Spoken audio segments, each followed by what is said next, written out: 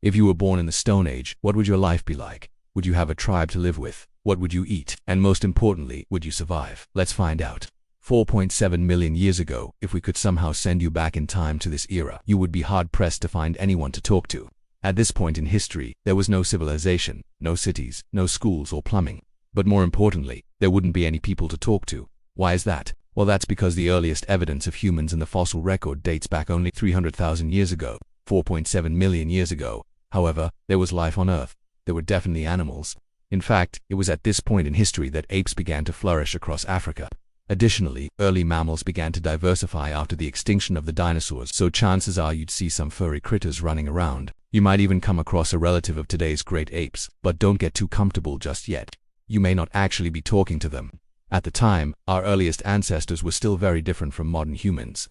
Instead of being called Homo sapiens, they were called Sahelanthropus chadensis. They walked upright but weren't quite good at it yet. They also had much smaller brains than modern humans, around 1/3 the size. In fact, although they likely used simple stone tools, don't expect them to engage in small talk. That's because studies show that speech did not evolve until about 350,000 years ago, long after their existence. Not to mention human language as we know it today is a fairly complex thing.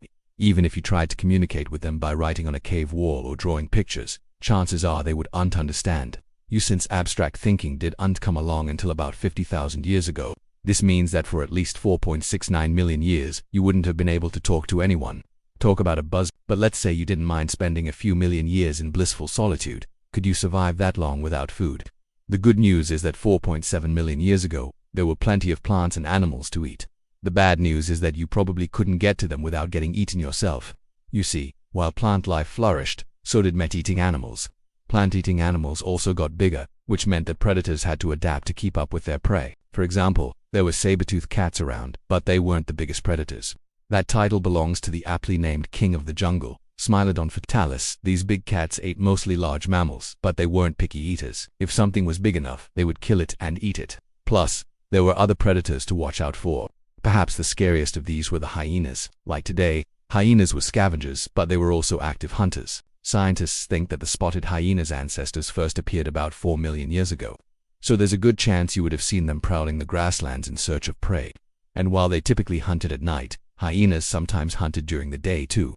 This meant that you never really had a break from them. So even if you managed to escape the saber-toothed cat, you might end up as someone else's dinner. So let's say you somehow avoided the local wildlife and filled your belly. Where would you go next? After all, you can't stay outside forever.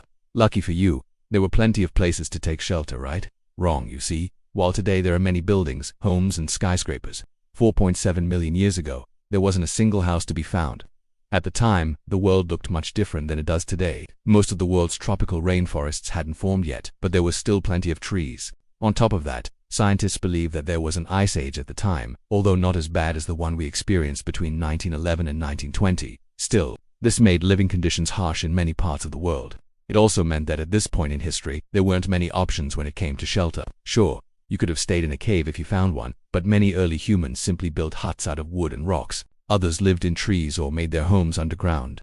Sometimes they would build multiple dwellings near each other and form a small village. However, at this point in human history, permanent settlements hadn't been invented yet. Most groups of humans were nomadic and moved from place to place in search of food. So even if you found a nice cave to stay in, you probably wouldn't stay there for long. After all, there was no way to defend it against saber-toothed cats or hyenas, so eventually you would have to pack up and move.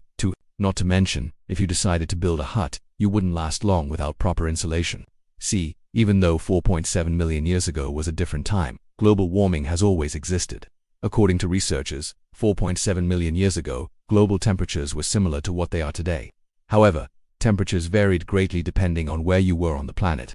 Areas near the equator were warm and humid, while areas further north or south were cool and dry. Because of this, if you tried building a hut, you would need to design it according to the local climate. Otherwise, you would quickly die of either heat stroke or hypothermia. Not to mention you needed to make sure that your dwelling was far enough away from watering holes and food sources to avoid attracting predators.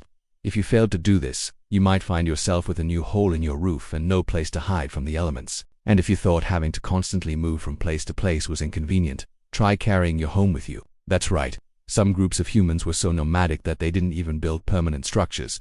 Instead, they created portable dwellings that they carried with them as they traveled.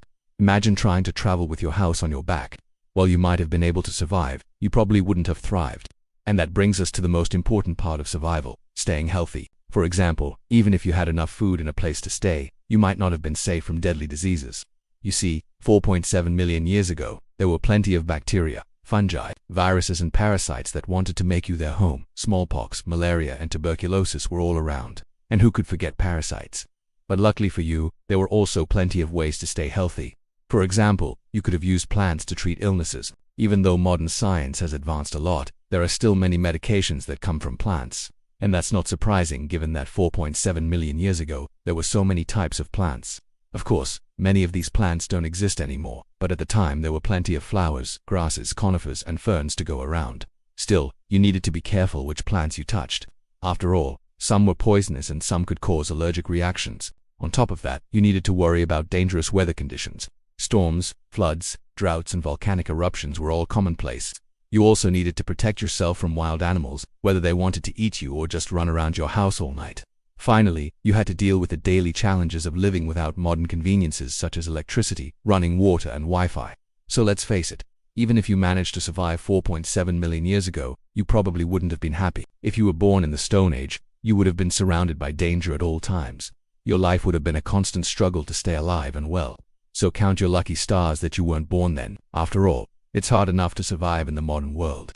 Now check out What If Humans Never Went Extinct? Or watch What If Ivan the Terrible had eaten a Snickers before executing his son?